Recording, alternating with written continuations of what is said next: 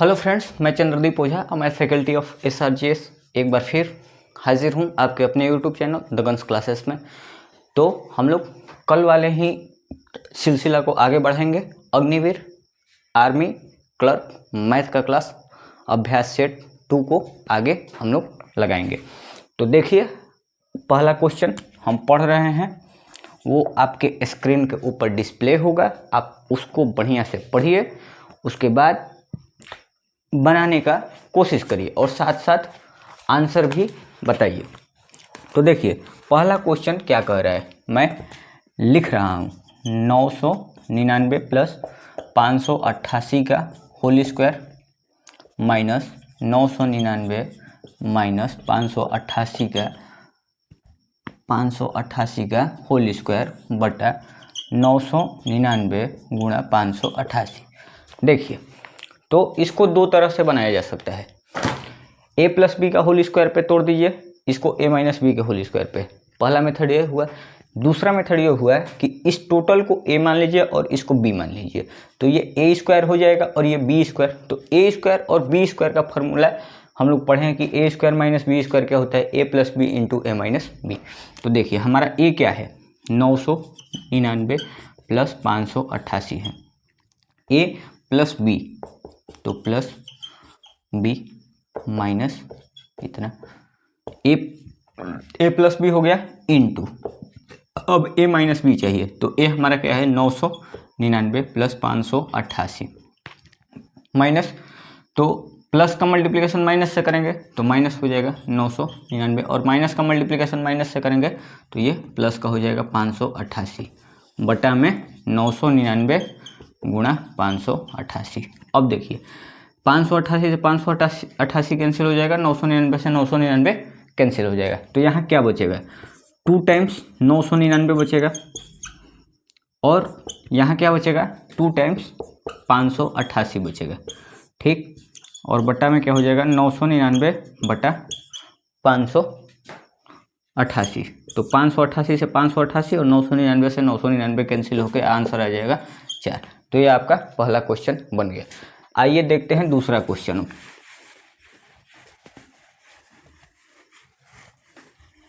हाँ, फार्मूला आपको हमेशा याद रखना पड़ेगा। इसमें a प्लस बी का होल स्क्वायर का फार्मूला क्या होता है, a square plus 2ab plus B square. दूसरा फार्मूला होता है a माइनस बी का whole square, a square minus 2ab plus B square. तीसरा इसमें फार्मूला होता है a square minus B square का, तो a plus B into A minus B. ये फार्मूला आपको हमेशा याद रखना पड़ेगा, तब ये क्वेश्चन बन पाएगा। आइए देखते हैं अब दूसरा क्वेश्चन। दूसरा क्वेश्चन कह रहा है कि एक आदमी आपके स्क्रीन के ऊपर डिस्प्ले होगा। ठीक, एक आदमी को अपने वेतन में 10% की वृद्धि मिलती है। कोई आदमी है, उसका वेतन कितना बढ़ जाता है, 10%। अब उसका नया वेतन 10,285 रुपये हो जाता है। मतलब पहले कितना था वो नहीं दिया गया है। वेतन 10% बढ़ने के बाद नया वाला वेतन कितना हो गया, 10,285 रुपये। तो उसका पहले वाला मूल वेतन हमको ज्ञात करना है। बात को समझिएगा, कितना परसेंट का वृद्धि हुआ है, 10%। तो 10% का पहले भिन्न निकाल लीजिए आप। तो 10% का भिन्न क्या होगा, प्रतिशत का साइन हटेगा तो बटा में 100 लग जाएगा। 1 0 से 1 0, 1/10। अब बात को समझिए, उसका मूल राशि क्या था, मूल वेतन क्या था, मूल वेतन था 10 रुपया। 1 रुपया का उस पर वृद्धि हुआ, तो अब उसका नया वाला वेतन कितना हो गया, 10 रुपया पहले था, 1 रुपया का वृद्धि हो गया तो 11 हो गया। तो ये आपके अकॉर्डिंग हुआ, आपके अनुसार हुआ, लेकिन प्रश्न के अकॉर्डिंग क्या है, 10,285 रुपया है। यही है, यही है। तो 1 यूनिट का आप वैल्यू निकाल लीजिए। तो 1 यूनिट का वैल्यू कैसे निकलेगा, इसको 11 से डिवाइड कर दीजिए। तो 11 9 99, 3 बचेगा, 11 3 33, 11 5 55। तो आपका 1 यूनिट का वैल्यू आया 935। अब आपका मूल वेतन का वैल्यू कितना है, 10 यूनिट। तो 10 यूनिट का वैल्यू निकालने के लिए आप 935 को 10 से मल्टीप्लाई कर दीजिए, कितना हो जाएगा, 9,350 रुपये। तो उसका मूल वेतन कितना था, 9,350 ₹50। यहाँ तक कोई दिक्कत है नहीं। तो आगे बढ़ते हैं। देखिए एक question profit and loss percentage से रिलेटेड या ऐसा क्वेश्चन आपसे वो पूछेगा ही पूछेगा। देखिए तीसरा क्वेश्चन हम पढ़ते हैं, वो आपके स्क्रीन के ऊपर डिस्प्ले होगा, उस क्वेश्चन को आप सॉल्व करिएगा। देखिए कह रहा है कि ए और बी 3 दिनों में एक काम को कर सकते हैं, बी और सी 4 दिनों में कर सकते हैं, सी और ए 6 दिनों में काम को कर सकते हैं। तो सी इसे कितने दिनों में कर सकेगा? ठीक, प्रश्न क्या है कि 3 आदमी हैं, 2-2 का पेयर बन रहा है और 2-2 का जो टाइमिंग है काम करने का वो दिया गया है। तो बोल रहा है कि अकेले सी उस काम को कितना दिनों में कर सकता है। तो बात को समझिएगा, पेयर कैसे बन रहा है, ए के साथ बी का बन रहा है, फिर बी के साथ सी का बन रहा है और सी के साथ ए का बन रहा है। ए बी कितना दिनों में कर रहे हैं? 3 दिनों में कर रहे हैं। बी सी कितना दिनों में कर रहे हैं? 4 दिनों में कर रहे हैं। और सी ए कितना दिनों में कर रहे हैं? 6 दिनों में। तो अब इन तीनों का हमको एलसीएम लेना है, लघुत्तम समापवर्ती। तो तीनों का एलसीएम ले लेते हैं। तीनों का एलसीएम क्या आएगा? 12। तो ये 12 जो होगा हमारा टोटल वर्क हो जाएगा, मतलब पूरा काम हो जाएगा, कुल काम हो जाएगा, कुल काम हो जाएगा। 12 क्या हुआ हमारा? कुल काम हुआ। अब देखिए हमको ए प्लस बी का इफिशियंसी चाहिए। तो इफिशियंसी कैसे निकलता है उसको थोड़ा सा समझिएगा। इफिशियंसी को क्षमता बोलते हैं। क्षमता का गुणा अगर आप समय से करते हैं तो आपको क्या मिलेगा? काम मिलेगा। ठीक, क्षमता का गुणा अगर समय से आप कर दीजिएगा तो काम मिलेगा। तो आपको क्षमता निकालना है तो काम को समय से अगर भाग दे देते हैं तो आपका क्षमता आ जाएगा। तो आपका काम ये है, इसको समय से आप भाग दे दीजिए। ये सब क्या है? डेज है, डेज है, ये डेज है। ठीक, तो 12 को 3 से डिवाइड करिएगा तो 4 हो जाएगा। इस 12 को 4 से डिवाइड करिएगा तो 3 हो जाएगा। 12 को 6 से डिवाइड करिएगा तो 2 हो जाएगा। अब बात को समझिएगा, ए प्लस बी का इफिशियंसी कितना आया? 4। बी प्लस सी का इफिशियंसी 3 और सी प्लस ए का इफिशियंसी 2 आया। ठीक, तो अब तीनों का इफिशियंसी हमको निकालना है। तो तीनों का इफिशियंसी ए और ए 2 बार है, बी और बी 2 बार, सी और सी 2 बार है। तो ए प्लस बी प्लस सी 2 टाइम्स हो जाएगा, 2 गुना हो जाएगा। और तीनों का एफिशिएंसी कितना हो जाएगा? 4 3 7 2 9। तो ए प्लस बी का एफिशिएंसी कितना हो जाएगा? ए प्लस बी का एफिशिएंसी हो जाएगा 9/2। 2 इधर मल्टीप्लिकेशन में, इधर जाएगा तो डिवीजन में। अब देखिए हमको सी का एफिशिएंसी चाहिए, क्योंकि सी के द्वारा अकेले कितना दिन में वह काम किया जाएगा वो टाइम हमको निकालना है। तो हमको सी का एफिशिएंसी चाहिए। तो सी का एफिशिएंसी निकालने के लिए क्या करिएगा? 9/2 में से ए और बी का एफिशिएंसी को घटा दीजिए। ठीक, तो ए बी का एफिशिएंसी कितना है? ए बी का एफिशिएंसी है आपका 4। तो सी का एफिशिएंसी क्या हो जाएगा? 9/2 - 4। तो देखिए ध्यान दीजिए, 2 का मल्टीप्लिकेशन 4 से करेंगे तो -8 हो जाएगा, और 9 में से -8 को घटाएंगे तो कितना हो जाएगा? 1/2। तो सी का एफिशिएंसी कितना आया? 1/2। तो अब बात को समझिएगा, हम क्या फॉर्मूला बताए? काम इक्वल टू समय गुणे क्षमता। ठीक, समय गुणा क्षमता। आपका काम कितना है? 12, और सी का क्षमता कितना है? 1/2। हमको समय निकालना है। तो बात को समझिएगा, 2 इधर डिवीजन में इधर आएगा तो मल्टीप्लिकेशन में, तो 12 के साथ 2 का मल्टीप्लिकेशन हो जाएगा। तो सी द्वारा टाइम कितना लिया जाएगा? 24 दिन का। ठीक, सी कितना समय लेगा? 24 दिन का समय लेगा। यहाँ तक कोई दिक्कत है नहीं? आगे बढ़ते हैं। देखिए अब चौथा क्वेश्चन लेते हैं।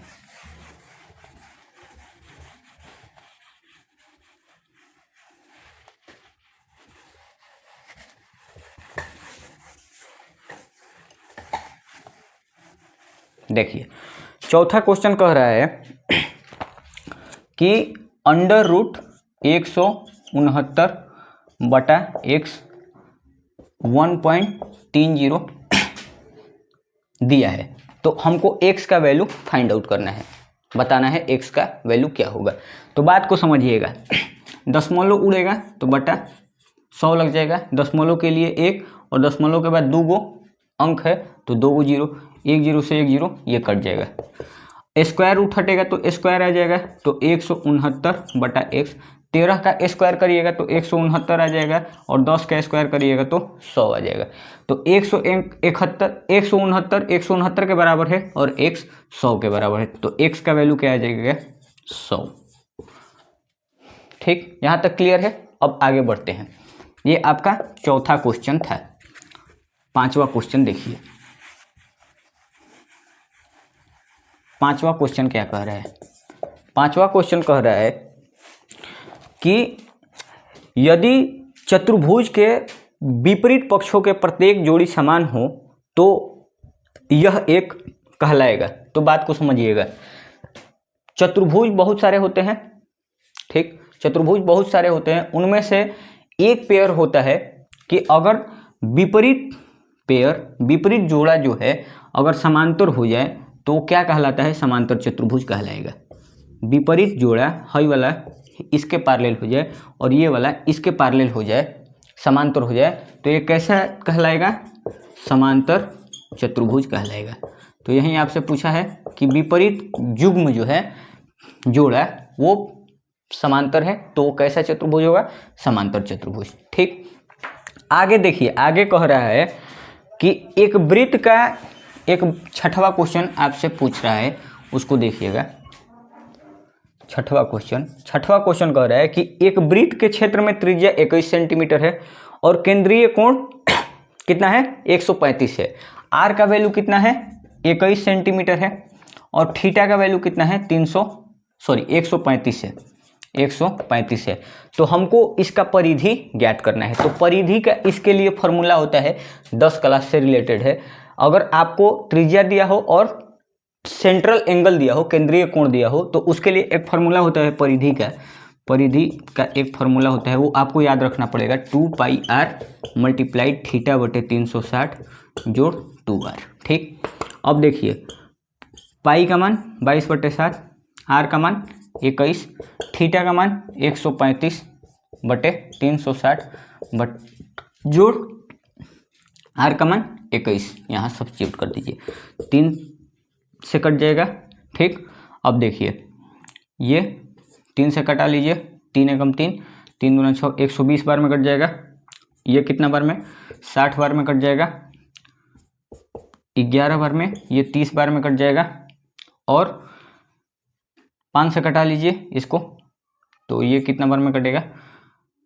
5 से ये जाएगा, 5 दूना 10, 3 बचेगा, 7 5 35, ये हो जाएगा।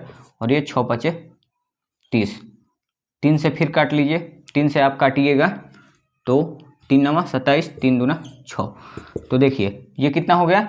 21 दूना 42, और ये 9/2 बचा, 9/2, और ये इसका मल्टीप्लिकेशन 11 के साथ करना है, तो 11 9 99/2। अब बात को समझिए, 42 और प्लस ये कितना हो जाएगा? 4 दूना 8 और 2 9 18.5। तो आपका आंसर कितना हो जाएगा?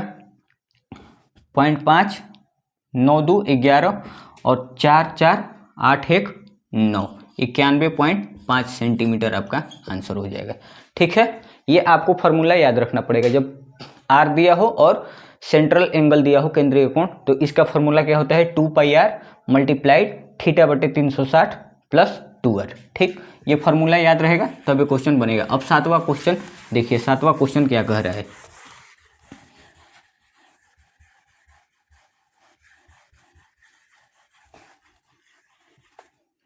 सातवां क्वेश्चन हम पढ़ते हैं, आपके स्क्रीन के ऊपर आएगा, उसको देखिएगा। 7वां क्वेश्चन क्या कह रहा है?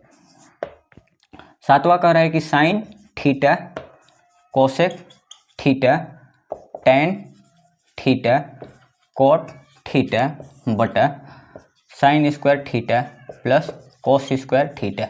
तो यहाँ फॉर्मूला दिया गया है साहब, साइन स्क्वायर थीटा और cos square theta, sine square theta plus cos square theta, उसका वैल्यू 1 होता है, तो इसका 1 हो गया। अब देखिए, साइन थीटा कोसेक थीटा क्या होता है? 1/साइन थीटा। ये बेसिक चीज़ें हैं, आपको ये पता होनी चाहिए, अदरवाइज आपको अगर पता नहीं है तो ये सब नहीं बन पाएगा। इसके लिए हम डिटेल में कभी आपको बताएंगे। अभी यहाँ अभ्यास पेपर बना रहे हैं तो आपको देखना पड़ेगा। तो देखिए, टेन थीटा और कॉट थीटा क्या हो जाएगा 1/tan थीटा। तो tan से tan, साइन से साइन और ये बाई 1 हो जाएगा। तो ऊपर कुल मिला जुला के क्या बचा 1, 1 का मल्टीप्लाई 1 से करिएगा तो 1 ही हो जाएगा और 1/1 का वैल्यू कितना होगा 1 ही होगा। तो आपका आंसर क्या आया 1। आगे देखिए 8 नंबर क्वेश्चन क्या कह रहा है। 8 नंबर क्वेश्चन को देखिए। 8 नंबर क्वेश्चन कह रहा है, पढ़ते हैं आगे क्या कह रहा है कि एक ठोस 20 मुख और 48 कोने का है तो इसके शीर्ष होंगे। तो आइलर ने एक फार्मूला दिया, आइलर रिलेशन इसे कहते हैं। 8 में आपको पढ़ने को मिलेगा। आइलर ने रिलेशन दिया कि F minus E plus V equal to 2। F क्या है फेस है, ठीक, E क्या है एज है और V क्या है वर्टेक्स है। अगर किसी ठोस में, किसी सॉलिड में, किसी ठोस में उसके फेस और किनारा और शीर्ष को इस कॉम्बिनेशन में आप रखिएगा तो उसका हमेशा आंसर क्या आएगा 2। तो आपको दिया गया है मुख, फेस का मतलब होता है मुख, कोना का मतलब, एज का मतलब कोना, शीर्ष आपसे पूछा है। तो देखिए मुख माइनस कोना प्लस शीर्ष बराबर क्या हो जाएगा 2। मुख आपको कितना दिया है, मुख दिया है 20, कोना कितना है 48 और प्लस शीर्ष आपको निकालना है बराबर 2। तो देखिए 48 का साइन माइनस में है और 20 का साइन प्लस में, तो बड़ा में से छोटा को घटा करके बड़ा का साइन देंगे तो 48 में से 20 जाएगा, कितना आएगा 28 और बड़ा वाला का साइन माइनस प्लस शीर्ष इज इक्वल टू 2। ये इधर माइनस में इधर जाएगा तो प्लस में, तो शीर्ष बराबर क्या हो जाएगा 2 प्लस 28 30। ये आपका आंसर हो जाएगा। 9 नंबर क्वेश्चन देखिए। 9 नंबर क्वेश्चन क्या कह रहा है,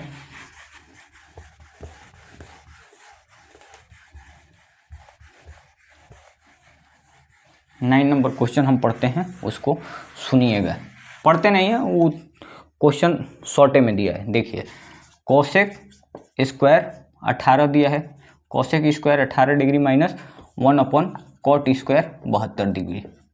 तो देखिए कॉट का जो कॉट थीटा कॉट थीटा बराबर क्या होता है कॉस थीटा बटे साइन थीटा। ये फार्मूला आपको याद होना चाहिए। तो देखिए 1 माइनस इसे क्या लिख सकते हैं साइन स्क्वायर 18, ठीक, 1 बाई ये कॉट क्या हो जाएगा कोसेक स्क्वायर 72 और साइन बटा में आएगा तो वो ऊपर चला जाएगा साइन स्क्वायर 72, ठीक। अब देखिए इस साइन को कॉस में आप चेंज कर लीजिए। तो एक फार्मूला होता है sine 90 minus theta cos theta के बराबर होता है।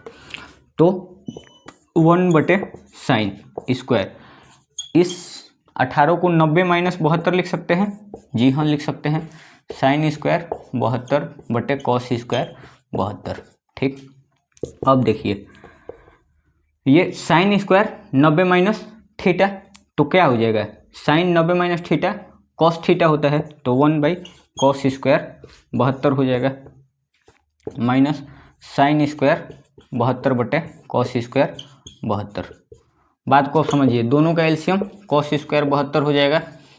कॉस स्क्वायर को कॉस से डिवाइड करिएगा 1 का मल्टीप्लिकेशन 1 से, इसको कॉस से डिवाइड करिएगा तो 1 का मल्टीप्लिकेशन साइन स्क्वायर से, तो साइन स्क्वायर 72 और sine square 72 1 minus sign square theta cos square theta होता है, कॉस स्क्वायर 72 बटे कॉस स्क्वायर 72, आपका वैल्यू क्या आ जाएगा 1। ये आपका आंसर हो गया। आज का अंतिम क्वेश्चन देखते हैं, 10वां नंबर क्वेश्चन क्या कह रहा है उसको देखिए।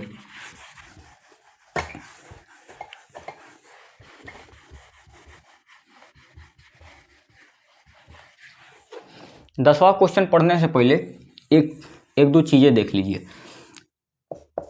4 का पावर 3 का पावर 2 और 4 का पावर 3 होल पावर 2, इन दोनों में अंतर है।